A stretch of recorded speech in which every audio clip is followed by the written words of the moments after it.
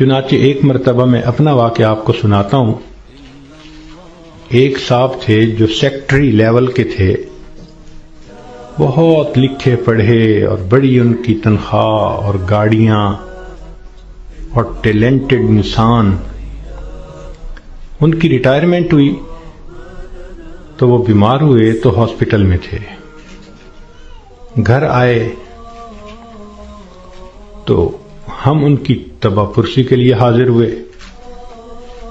تو جب اس کے بڑے بیٹے نے مجھے دیکھا تو کہنے لگا، حضرت صاحب میرے ابو کے لیے دعا کر دیں، ڈاکٹر نے تو ہمیں جواب دے دیا ہے اور کہا ہے کہ بس ہفتے 10 دن کی بات ہے، ان کے اندر کینسر پھیل چکا.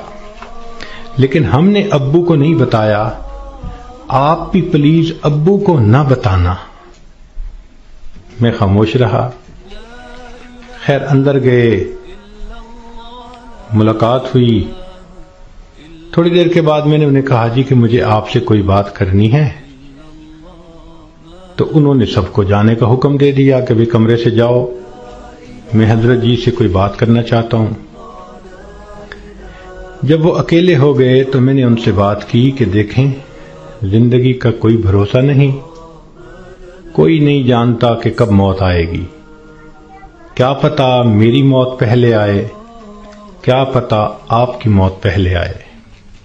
ہم نے آنکھوں سے دیکھا ہے بوڑھا باپ جوان بیٹے کی لاش کو دفن کر رہا ہوتا ہے، اور کئی مرتبہ جوان باپ اپنے نوزائیدہ بچے کی لاش کو دفن کر رہا ہوتا ہے. تو یہاں کیا بھروسہ زندگی کا؟ کہنے لگے بالکل صحیح بات ہے. میں نے کہا کہ بات یہ ہے کہ آپ کی جو رپورٹیں ہیں ان سے پتہ چلتا ہے کہ آپ کے اندر کینسر بہت پھیل چکا، اور ڈاکٹروں نے ہفتہ 10 دن کا وقت دیا ہے، تو بہتر یہ ہے کہ آپ تیاری کر لیں.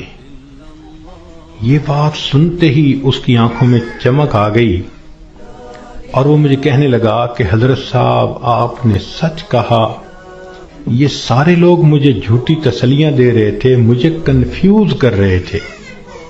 میرا دل کہتا تھا کہ میری بیماری خطرناک ہے، اور یہ اوپر والے کہتے تھے، رپورٹ بھی نہیں دکھاتے تھے، کہتے تھے بس ٹھیک ہو جائے گا، آپ فوراً ٹھیک ہو جائیں گے. تو اللہ آپ کا بھلا کرے، آپ نے مجھے بتا دیا. میں نے تو اب اپنے پوتے پوتیوں کو، نواسے نواسیوں کو دیکھ لیا. کتنا بندے نے رہنا ہوتا ہے، تو چلو مجھے اندازہ تو ہو گیا. اب یہ کہہ کر انہوں نے دروازہ کھلوایا. جب بیٹا آیا اور اس کو پتہ چلا کہ حضرت صاحب نے تو بتا دیا میرے ابو کو، تو وہ میری طرف دیکھنے لگے. میں نے ان کو کہا کہ بچے غصہ نہ کرو، میں نے تمہارے ساتھ بھلا کیا ہے. اللہ کے اس بندے نے سارے گھر والوں کو بلایا اور ان کو کہا کہ دیکھو بھئی، میری بیماری کی یہ حالت ہے کہ میرے پاس صرف 6-7 دن ہیں. اب ایسے کرو کہ جو میری زمینیں تھیں، جائیدادیں تھیں، مکان تھے اور وہ میرے نام تھے، سارے نکالو. میں اپنی وراثت کو بچے اور بچیوں میں شریعت کے مطابق تقسیم کرتا ہوں تاکہ میرے بعد جھگڑے نہ ہوں.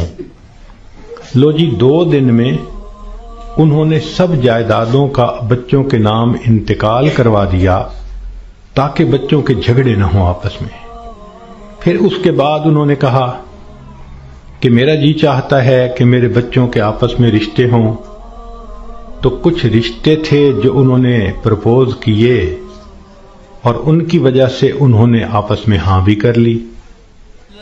پھر تیسرا کام انہوں نے یہ کیا کہ کچھ رشتہ داروں کی آپس میں ناراضگیاں تھیں. ان کو بلایا اور کہا کہ دیکھو بھئی، میں مہمان ہوں، میرے دل کی تمنا ہے کہ میں تمہیں آپس میں ایک دوسرے سے سلو کرتا ہوا دیکھوں. چنانچہ 15 20 سال سے جو ایک دوسرے سے رشتہ دار نہیں بولتے تھے، گھر آنا جانا نہیں تھا، انہوں نے ان سب میں سلو کروا دی. پوری برادری اتنی خوش تھی ان تمام باتوں پہ کہ جی اس بندے نے اتنا اچھا کام کر دیا، یہ ہماری برادری کا بڑا تھا، سب میں جوڑ پیدا کر دیا. پھر اللہ کی شان 1 ہفتے کے بعد اس کو موت آ گئی. اب اس کا بیٹا جب کبھی ملتا ہے کہتا ہے حضرت جو احسان آپ نے ہم پہ کیا ہم اس کا بدلہ نہیں چکا سکتے. تو کیا ضرورت ہے بیمار آدمی سے چھپانے کی جبکہ اس کی بیماری اتنی خطرناک سٹیج تک پہنچ چکی ہو. ہم مسلمان ہیں، یقین ہے کہ ہم نے جانا ہے، تو اس بندے کو غفلت میں موت آئی اور وہ کلمہ بھی نہ پڑھ سکا تو پھر اس کو دکھ ہوگا نا، بتانے سے تو دکھ نہیں ہوتا. تو اس لیے شریعت نے کہا کہ جب کسی کو موت آنے لگے تو اس کو کلمے کی تلقین کیا کرو.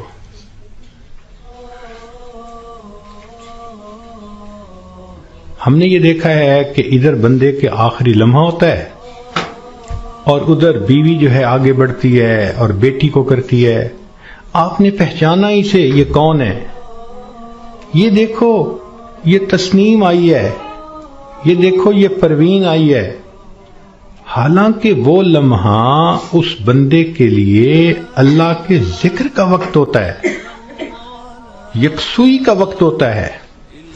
تو یہ مسئلہ سمجھ لیں کہ جب کسی مریض یا مریضہ کو دیکھیں کہ اب آخری لمحے ہیں، مت تعارف کریں اور کروائیں. ساری زندگی اس کو تعارف ہوتا رہا، اب تو رب سے تعارف ہونے کا وقت ہے.